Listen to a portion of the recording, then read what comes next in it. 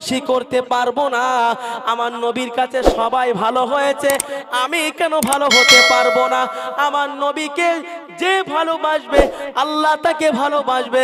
অতএব আমি গরিব বলে জিহাদের জন্য কিছু দিতে পারি না।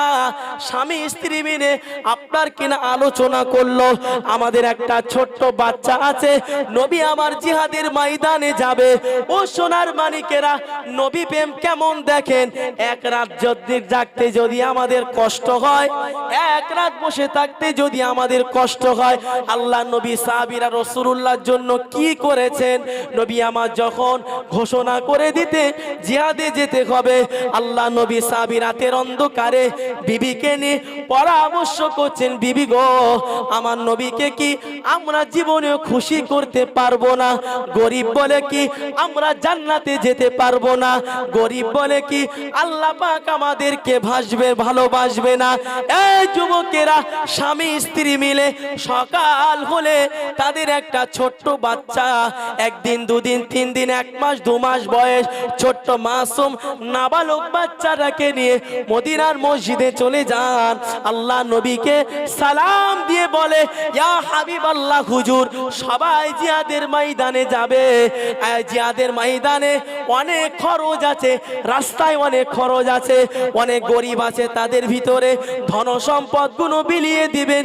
ইয়া রাসূলুল্লাহ, আমরা খুশি করতে পারি না, কিছুই করতে পারি না আপনার জন্য। তবে স্বামী স্ত্রী মেলামেশার মাধ্যমে যে ছোট্ট বাচ্চাটা আল্লাহ আমাদেরকে দিয়েছেন, ইয়া রাসূলুল্লাহ, কিছু দিতে পারি না, আমার বাচ্চাটাকে জিহাদের জন্য দান করে দিলাম। আর একটু জোরে হয় না? নারে দেখবে জিহাদের জন্য দান করে দিয়েছেন। আমরা কি করছি গো? আমাদের দায়িত্ব হলো শুধু একটুখানি দরুদ পড়া, সুন্নত মেনে নেওয়া, নামাজ পড়তে হবে, এতটুকু। আমরা কি জিহাদ করছি না কি গো? সব চাইতে বড় জিহাদ হলো যে আপনার কিনা জিহাদের ময়দানে সাহাবীরা শহীদ হয়েছেন, বাচ্চাদেরকে এতিম করেছেন না। সবচাইতে বড় জিহাদ হলো অন্তরের সাথে। বুঝতে পারছেন? অন্তরের জেনা মানে জিহাদ মানে বোঝেন? ঠান্ডার সময় মসজিদে আজান হয়েছে, ঠান্ডার ভয়ে বিছানা থেকে উঠতে ভয় লাগে। এই যুবকেরা, প্রকৃত জিহাদ সেই ব্যক্তি করে, আমার নবী বলেছেন অন্তরের জিহাদ। ইমানদারের কাছে ঠান্ডা পানি হার মেনে যায়, এটাই হলো বড় জিহাদ। এই যুবক জানেরা, এই ফিতনা ফাসাদের জামানায়, এই জাহিলিয়াতের জামানায় আমার নবী বলেছেন, ও আমার সাহাবীরা শুনে রাখো, ইসলাম এমন একটা ধর্ম, ঈমান এমন একটা জিনিস, একটা আগুনের টুকরা যদি ডান হাতে রাখো যেমন কষ্ট হবে। এই বাবাজিরা, আগুনের টুকরা যদি হাতে রাখি কষ্ট হয়। আল্লাহ নবী বললেন, কিয়ামতের আগে আমার উম্মতেদের ঈমানটা এত দুর্বল হবে, আগুন ডাকতে মেনে নেবে, আগুন ডাকতে পারবে, তবুও তাদের ঈমানটা দুর্বল। ঈমান ডাকা আগুন ডাকার চাইতে কঠিন হবে। আমরা মজলিসে বসেছি, 1 ঘন্টা 2 ঘন্টা ঘুমটা হারাম করব, আমাদের কষ্ট হয়, আগামীতে আমার আয় রোজগারটা বন্ধ হয়ে যাবে। বাবাজি, আমার নবী বলেছেন, আমার হাবিবুল্লাহ বলেছেন, না ফাসাদের জামানায় ঈমান টিকিয়ে রাখা বড় দায়। তুমি যদি সকালবেলা ইয়া নবী আল্লাহ আল্লাহ আল্লাহ পাকের তাওহীদের জিকির যদি করো, বিকাল বেলায় তুমি বেঈমানের কাতারে দাঁড়িয়ে যাবে।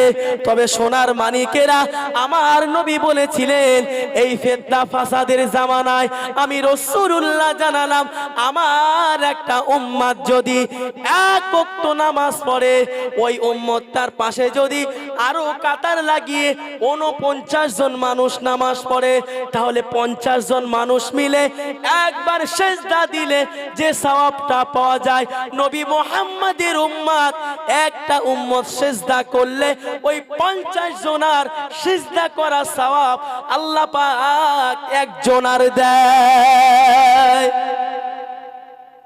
এত সুযোগ আল্লাহ করে দিয়েছে। আগেকার জামানায় মানুষ 200 বছর, 300 বছর, 400 বছর হায়াত পেয়েছে, আমলে জিন্দেগিতে পরিপূর্ণ ঈমান আমল নিয়ে তারা মৃত্যুবরণ করেছে। এই যুবকেরা, নবী মুহাম্মাদের উম্মতের বয়সটা, কারো বয়স 10 বছর, কারো বয়স 20 বছর, কারো বয়স আপনার 30 বছর, 40 বছর পার হতে দেয় না।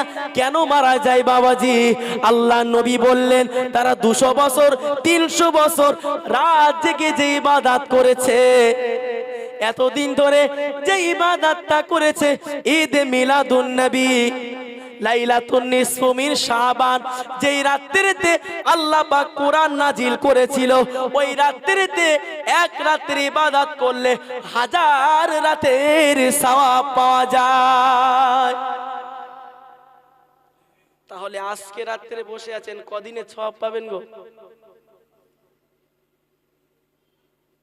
এই যুবক জওয়ানেরা, আমাদের হায়াত আল্লাহ কম দিয়েছেন, তবে আমাদের ভিতরে কিছু কিছু রাত আল্লাহ নির্ধারণ করে দিয়েছেন।